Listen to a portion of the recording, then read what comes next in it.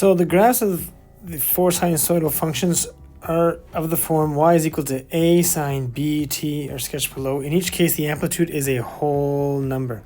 So determine the equation of each graph using exact values for b.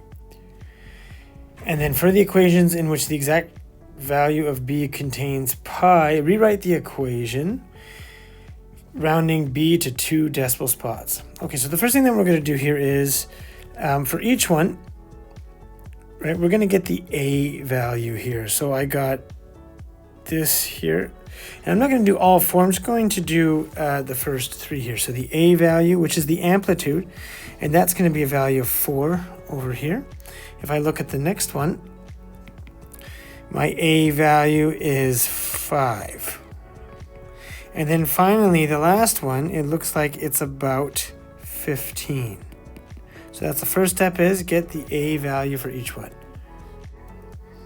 Now for the b values, what we're going to do is we're going to work backwards from the period. I could see that the time it takes to complete one cycle for this one is 4 pi. Now remember that the period, right, and I'll do this calculation off to the side here. So the period is equal to 2 pi over b. Well, since we have the period here of 4 pi, we got 4 pi is equal to 2 pi over b.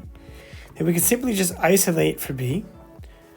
And we could do that by multiplying both sides by b here, canceling this out. And of course, dividing both sides by 4 pi.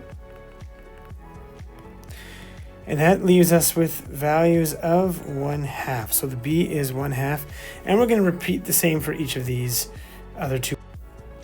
And that leaves us with the following of b is equal to 1/2, b is equal to pi over 6, and b is equal to pi over 20. So now that we have the a and the b, and none of these have any translations, we can write the equations for each as follows.